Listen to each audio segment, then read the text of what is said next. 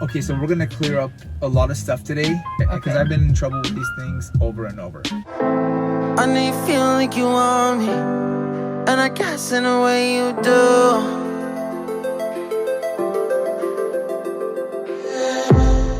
Hey guys, welcome back to Husband and Wife, where together is a wonderful place to be. Indeed it is. Okay, so we're gonna clear up a lot of stuff today. We're actually gonna talk about something really fun. Yeah, and then we're gonna clear up the air. Yeah. This is gonna help a lot of men out there, particularly. And women. And women. I mean, these are the things that I guess I've been in trouble with before. Okay, number one. If a coworker texts you late at night, what is the appropriate way to text back?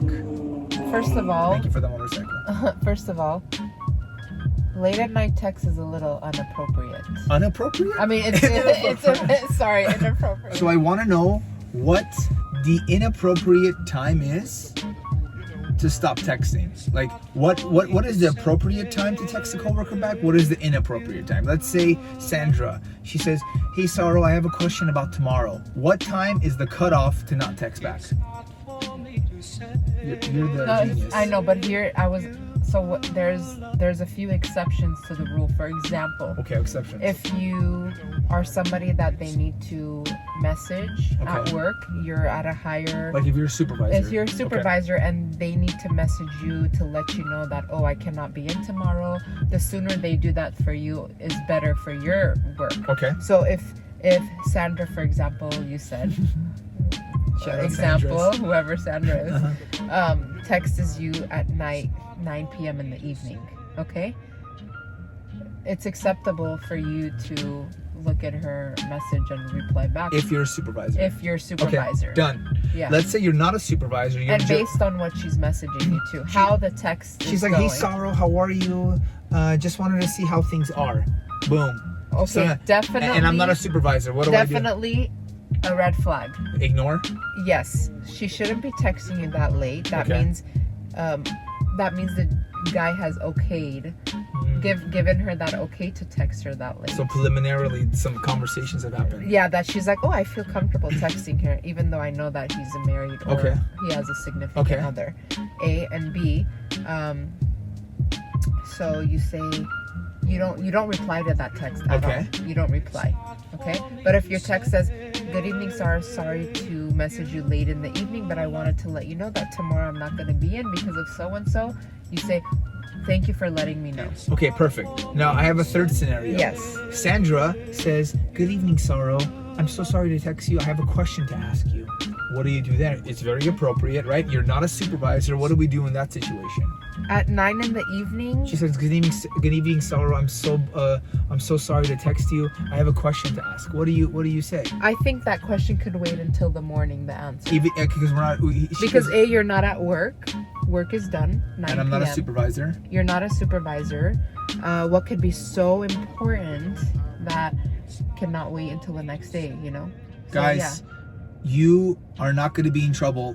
Follow this channel, leave a like below. Yes. Exactly. So for these good tips. Okay, these are important things you want to think about. Second scenario. Let's say you're at a party by yourself without your significant other, and let's say a work party. In a work party, work party. Work party. You're at a work party, and then a young lady that you work with comes and greets you. Do you hug? Do you shake her hand? What is the appropriate thing to do? Do you do a chest-to-chest hug, or do you side hug? Here's a side note. Because of this whole COVID situation, regardless if you're fully vaccinated or not, I think it's a good appropriate time to not do the whole. It's an easier way to not show that let's hug. You know? You can shake hands or hey. Okay, let's say COVID doesn't exist. We're all COVID free. Okay, so if you go and you're approaching your colleagues and they're women and you kind of see their vibe, are they body language? Body language.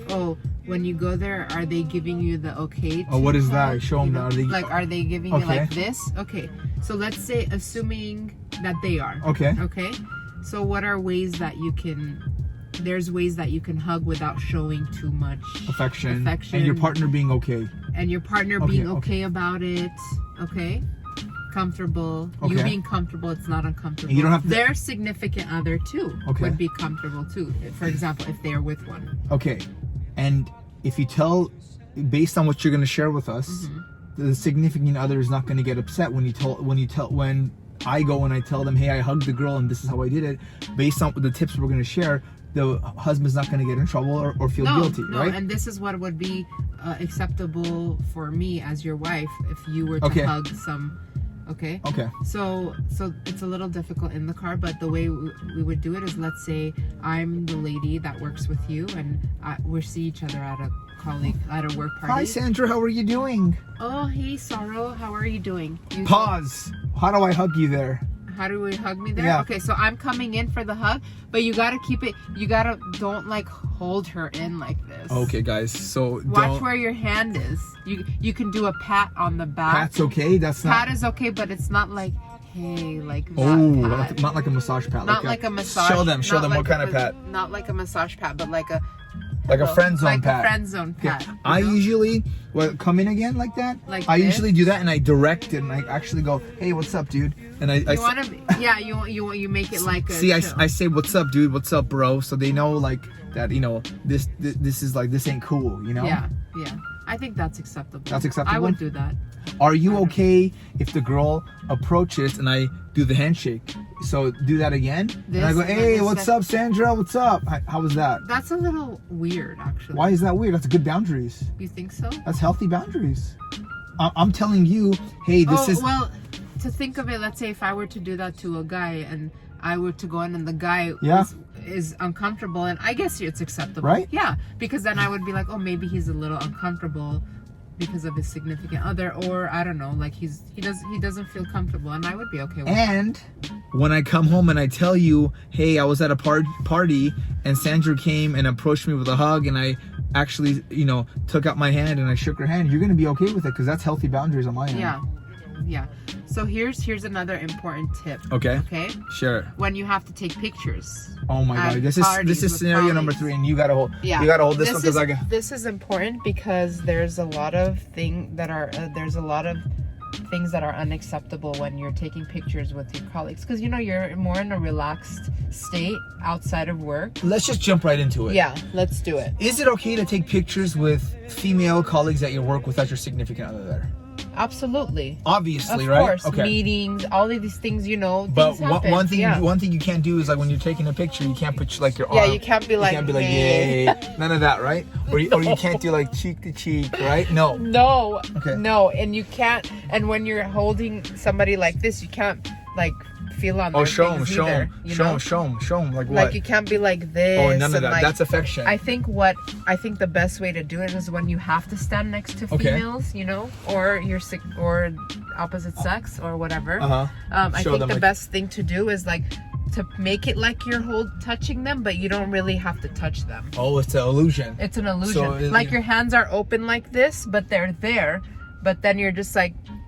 So what I'm noticing in this video is just healthy boundaries. Like, you have to be very cognizant of what kind of boundaries you're projecting. Yeah, because these are little things, whether what's the word? Help me out. Whether you have it in your mind or maybe the other person may take it in a different way, It's good for people to know where they stand. Yeah. And that doesn't give the wrong message to a guy or a girl if you're in a relationship, or if they're in a relationship, like, hey, I have that kind of secondary gain. Like, exactly. It's more professional. It doesn't make the person, especially if your significant other is there with you, it's less uncomfortable. Okay, I have a surprise scenario. Yeah. Let's say you're at a party, whether it's a coworker or like a friend's party or whatever, and then you're there and you show up, and Sandra's like, hey, Sarah, can you grab me a drink at the bar? Or, hey, Sarah, can you grab me a glass of water since you're already going to the bar? What do you do in this situation?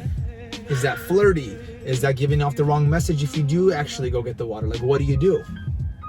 I think in that situation, what you should do is you don't want to be a jerk. You don't want to be a jerk, and at the same time, I think you should just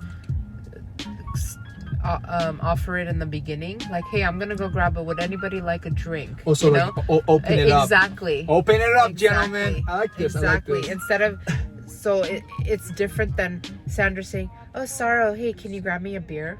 You know, it's different than whereas you're asking everybody, like, oh, you're asking everybody. And you're like, oh, I'm going to go grab a beer. Would anybody like one? Sandra says, sure, I'll have one. Okay. I have a question though. What if you forget to say, hey, everybody, would anybody like something to drink? What if you forget and like you're walking away, and as you're walking away, she's like, hey, Sarah, can you please grab me a mocha frap? You know? I think that's okay. That's okay? Yeah. Okay. Yeah, I feel like as long as after that scenario you say, hey, would anybody else like anything? John, Sarah, if they're in a relationship, hey, I like that. Okay, so the 4 scenarios to recap are when a colleague texts you late at night, when you go to a party and your significant other is not there. How do you actually greet them and say hi without, feeling guilty or your partner being offended when you go home and tell them? Just keeping it professional. Keeping it professional and healthy boundaries. Number 3 is when you have to take a picture on what you actually have to do, right? Where your hand is touching. Again, healthy boundaries. And the 4th predicament is like when your significant other is not there and someone asks you to go get something for them, how to communicate that effectively without giving the wrong impression, right? Exactly. Okay. Yes. And the relationship tip for this week is always practice healthy boundaries, because the healthy boundaries will never get you in trouble, because you have nothing to hide and you have nothing to justify for when you've already done something. If you always have healthy boundaries and you're mindful of all your actions, you have nothing to hide or you have nothing to lie and you have nothing to prove to your partner. An example of healthy boundaries are some of the things that we discussed Absolutely. today. Because these are little things, but they make a big difference in relationships. I can't agree with you more. Yeah.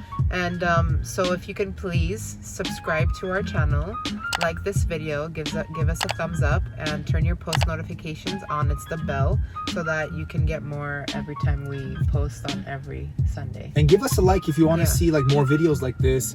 And the likes really tell us that you want more informative videos on how to have a healthy relationship. Yeah, exactly. Thank you so much, everyone. As always, see you next Sunday.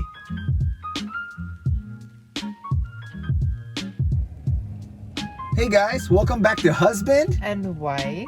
Where together is a wonderful babe. To be. No, do it again. Babe, it's together. It's not for me to say.